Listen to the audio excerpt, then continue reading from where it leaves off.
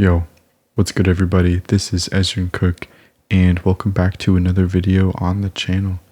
Today we're going to be showcasing Pumpkin Panic Nightmare Mode. Nightmare Mode is a lot more difficult than regular mode. It throws a few different curveballs at you, including another deer and some missions that you have to complete on the side. I don't want to get too much into it, so just enjoy the YouTube video, drop a like if you can, and leave a comment down below. Either way, enjoy. Right at the beginning, we equip the crow to make us passive income, then begin planting, watering, and refilling our water. I got super lucky and got a double seed drop from the first crop harvest. If you play fast enough, you should be able to collect these starting crops twice before getting hunted. I instantly bought the red seeds for the cabbage, 5 seeds to fill my seed bag, a money upgrade, and a water upgrade so watering wouldn't be an issue. Helpful tip I show here: if you are planning to do your own playthrough, you can keep leaving the house to check if the crawler has stopped hunting. He will always pathfind to you, so if he doesn't come crawling your way, you can continue. Then planting the cabbage, while it grows, we explore a little and find a stick we can sell for more money. This is super helpful in these early stages. We then sell the stick, grab the crops, and buy an upgrade for our seed bag along with 10 new seeds. A money upgrade, a bucket upgrade, and a well upgrade so we can refill our bucket faster. While we water, replant, and water our crops some more, let me mansplain the upgrade shop. The bucket upgrade increases your water capacity. The well upgrade increases your water refill efficiency. The shoes increase how fast you move and how long your endurance is when sprinting. The money upgrade increases the money yield from crops. The yellow bottle is your lantern refill. The price of the refill increases with each upgrade in Nightmare Mode, so you want to be careful and collect ghosts to refill your lanterns instead. The seed bag increases how many seeds you can carry. The lantern adds and improves lanterns around your fields. The cogs are used to repair your boat at the end of the game. And last but not least, the keys unlock different crops. The more expensive, the more water they take to grow, but the more money you get from them. Back to the gameplay. We collected our crops, and with $160 we made the jump and bought the sunflowers, a money upgrade, and a well upgrade. Our plan is to get as high in the crop tree before our first night. Also, since the 5-minute mark hit, the second deer spawned in. This deer is obnoxiously annoying because unlike the other deer, he follows you. We can use this to our advantage though, because we can then make a highly educated guess as to where he is compared to the hard mode white counterpart, who roams freely.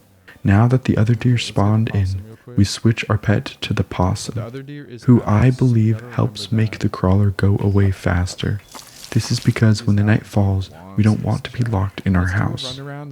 Now we do a long journey around the perimeter and collect as many sticks and weed as we can. We then got jumped by a bird, probably payback for switching him out for the possum. Now as nighttime falls, we are going to be playing it very safe and bunkering up near home until it turns day, or at least that is what we hope to do. Nighttime is tricky in these early days. We don't have lanterns around the fields, so our visibility is very low, and with 2 deer around me, we can't wander safely. Why don't you stay in the house? Because if you stay in the house, the candles die, and trust me, you don't want all 3 candles to burn out. So during the night, we camp outside the door, waiting for the deer to come close so we can aggravate him and let him run away. Then the crawler comes, after which we play a little stupid and go collect our crops, but survive for now, and with 277 coins, we buy a bag upgrade, 20 more sunflower seeds, 2 coin upgrades, 2 barrel upgrades, and 1 well upgrade, not before almost getting jumped by the deer. Now this is a good time to talk about the balloon boy and the sad boy. This is by far my least favorite event of the game. It happens every night, and you have to listen for which side of the map they spawn on based off their music box. The first one gives you a balloon to collect. Mine spawned on the left side of the map. You then have to wait for the second one to spawn. While we wait, we planted our next field of crops, then camped at our base until we heard the second one spawn, and promptly followed the sound and handed him the balloon. Now cycling back to when we mentioned the ghosts from earlier, these are those little fricks. Helpful tip, they run to either the left or the right side of the map, and they always run to the closest side. If you position yourself in the pocket before they get scared, you can always get them. This is a necessity because you won't be able to refill your lantern as it progressively increases in price the more you buy refills from the shop. After watering our crops one more time, we camped at base until the next hunt was over. Now is when we talk quests. You collect these coins from around the map. You can use them to buy different colored drip for your avatar or give them to the jack-o'-lantern in the middle of the map. He then gives you random quests you have to complete before you can leave this forsaken island. I would show you the quests, but my chud facecam was covering them up. To summarize the quests, there is always 4. One is to collect 16 of either sticks or weeds from the ground. One is always collecting 5 ghosts from around the map. One is to collect 4 of a certain fish variant, and one is to collect a certain amount of certain crop from the gardens. The hardest of these quests is always the fishing one, so I recommend starting on this one as soon as possible. Helpful tip though, as you see here, there is these white bubbles at the fishing location. These can either spawn on the left side of the dock or next to the fishing pole on the left side. This is the octopus, and if you walk in front of the bubbles, they will whack you and kill you. So we have to come back to this. We use this time to water more crops. After getting hunted, we checked on the fishing dock. After buying the fishing rod with weeds and sticks, we then cast our first line before collecting our grown crops, buying seeds, lantern upgrades, money, and shoes. Planted our crops, refilled water, hunted, then sold our scraps, watered our crops, and after refilling the water, we collected our last mission, then back to watering, selling, buying upgrades, collecting crops, hunted, buying seeds and upgrades, refilling, then planting and watering. Checking the fishing line, we got our first green fish, which is 1 of 4 we could need for the quest. Next came nighttime, and I won't bore you. The only thing of importance was us collecting and dropping off the balloon, getting a ghost in the process, and then finding the last coin for the last quest. Speaking of, this means we have to collect 60 crops of cabbage to complete this mission. This next day, we get started on the mission. After getting hunted, we re-watered the cabbage, then checked the dock and got another green fish, then cycled the deer until nighttime, and there goes our regular nighttime routine. At this point of the game, we are pretty maxed.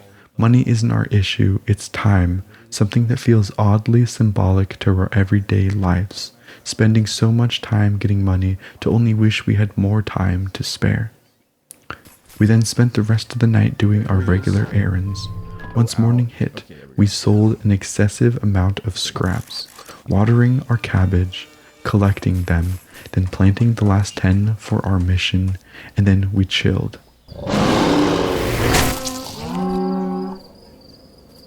Just kidding. Just kidding. After getting hunted, we checked on the fishing boat, which was being spawn camped at the time. And as night fell for the 50th time, since we had never made it this far, we decided to camp all night at our base, only leaving to get the balloon and drop off the balloon. And getting a ghost. And finally, We checked the dock to find we got the last fish. And the boat unlocked in the process. Now we play the easiest but most tedious part of the game. We have to repair the boat in order to finally leave the island and complete nightmare mode. Our plan was simple. We would A. lure the deer to the top of the map. This is because he does a full throttle sprint whenever you are repairing the boat piece by piece. And B. only repair the boat after the crawler hunted. For those who haven't played before, you have to repair the boat with these cogs from the shop. It takes 4 cogs to fully repair the boat. After repairing 1 cog, we camped until we got hunted before returning to the boat, then repaired 2 more cogs, and cut it very close with the deer. As nighttime fell, we decided we would wait until daytime because we couldn't see where the octopus was during the night and didn't want to risk the whole game of luck. So we bunkered up, bought the other cog, did the Balloon Boy missions, and then finally returned to the boat in the morning.